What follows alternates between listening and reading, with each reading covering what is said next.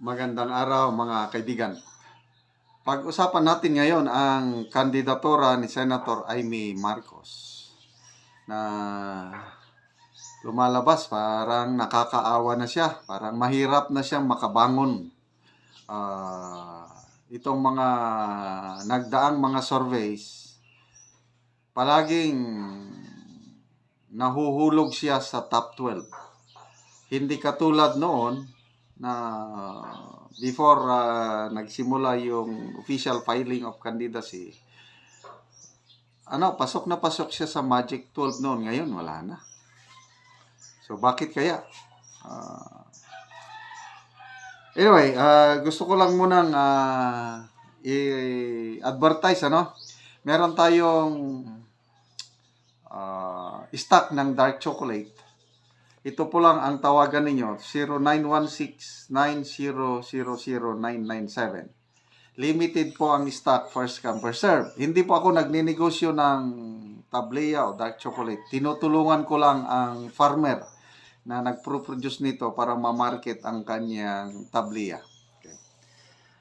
Ito, may bagong lumabas na senatorial survey conducted by RMN, Radyo Mindanao Network, at saka Ocolom Survey. Ito, nung last 2022 election, naririnig ko na ito, RMN at saka Ocolom Survey. Hindi naman sila masyadong bias. Tingin ko, okay itong survey group na ito compared sa dalawa, yung Okta at saka Tangerine. So ito, yung Magic 12, nakakalungkot, nakakaawa, bagsak na naman si Senator Amy Marcos. Bakit kaya? Unahin natin, yung nangunguna, Erwin Tulfo, 70.8%. Oh, taas. Soto, Tito Soto, pangalawa, 52.3%. Pangatlo, Ben Tulfo, 50.1%. Pangatlo na, Pangapat, Bong Revilla, 49.2%. Panglima, si Pia Cayetano, 46.9%. Pang-anim, Manny Pacquiao, 46.3%. Pang-pito, ito, Senator Bongo, 44.4%. Pang-walo, Bato de la Rosa, maraming maligayang DDS nito. So, 43.8%. Binay, number 9, 40.3%. Lacson, number 10, 39.2%. Number 11, Camille Villar, 37.5%. Number 12, Willie Revillame, 36.2%. So, yun po, ang Magic 12. Nasaan si Senator Amy? Yan na, pang-13 siya. Yung, I think, Pulse Asia ata o Publicos Asia. Ganito rin, number 13 lang si Senator Amy. Senator Amy, number 13 is 33.3%. Lito Lapid, Manuel Lapid, 31.1%. So, number 14 si Lapid. Number 15, Hunasan, 28.1%. Number 16, Abalos, 26.3%. Number 17 is Pangilinan, 23.3%. Number 18 is Doc Willie Ong, 22.5%. Number 18, Bam Aquino, 19.6%. Number 20, Tolentino. Isa ring, nung una, itong si Tolentino, pasok sa Magic 12. Ngayon, wala na. Laglag na. Parehas sila ni Senator Amy. Maraming galit na DDS sa kanila. Tolentino is 16.3%. Number 21, Dante Marcoleta, 14.2%. Philip Salvador, 12.6%. Singson, 11.9%. And Busita, 7.1%. So, yun po ang nasa top 20 plus. So, pag-usapan natin si Senator Amy. Bakit pababa ng pababa o nasa alanganing kalagayan na ang kanyang kandidatura?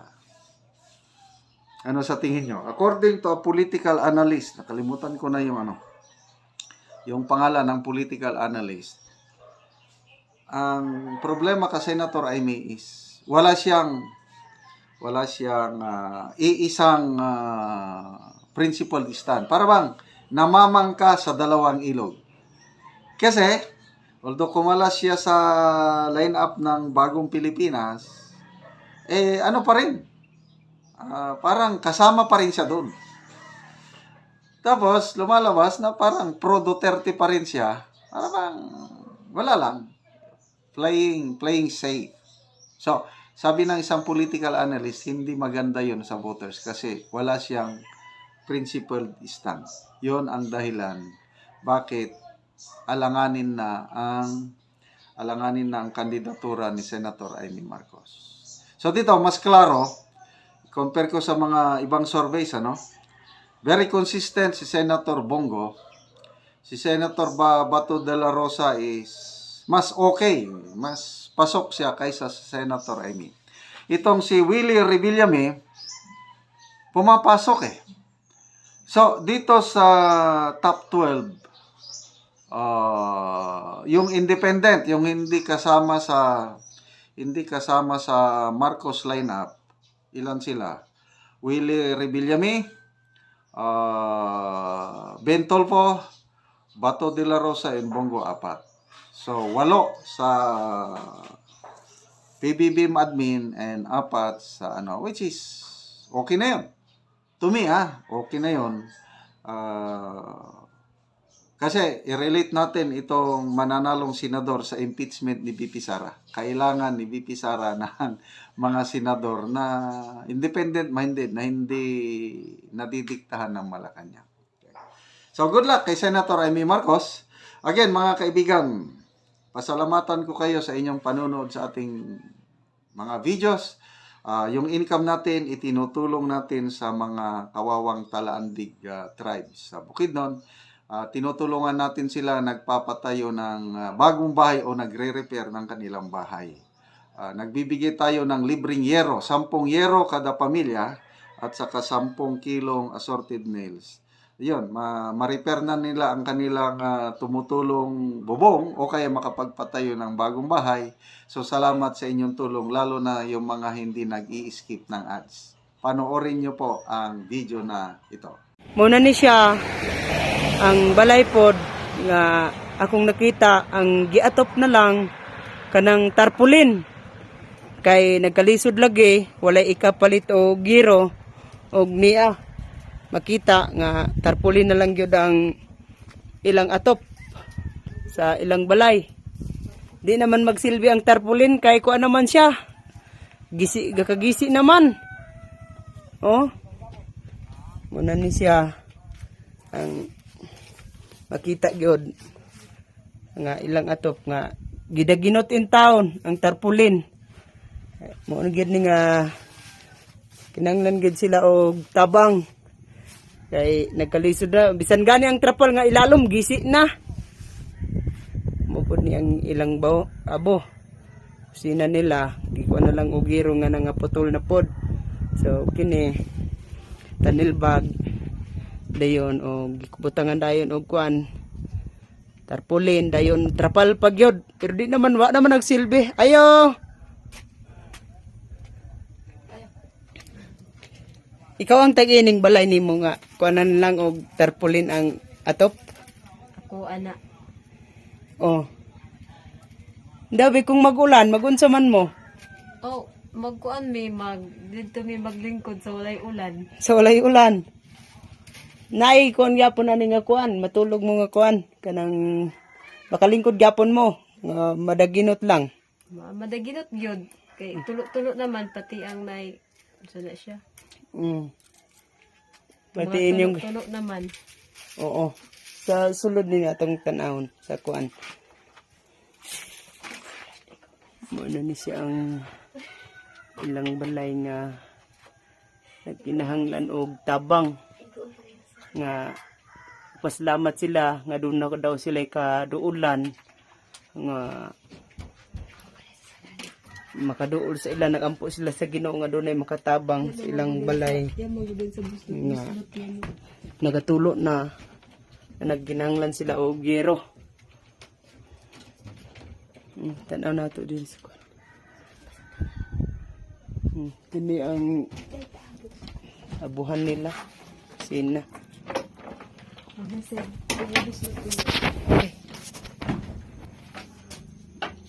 Mura na lagig mga bituon. Gisampungan na gani og mga sako man siguro ni sa ibabaw.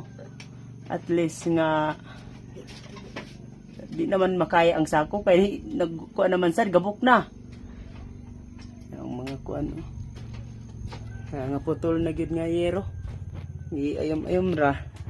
Yan mo ni ang ilang kusina, ang ilang atop. Sige, matagaan ka og hero. Ay nagkinanglan mo gid ka kay nagdaginot ra mo sa inyong balay, matagaan ka. Salamat matagaan ko. Sige.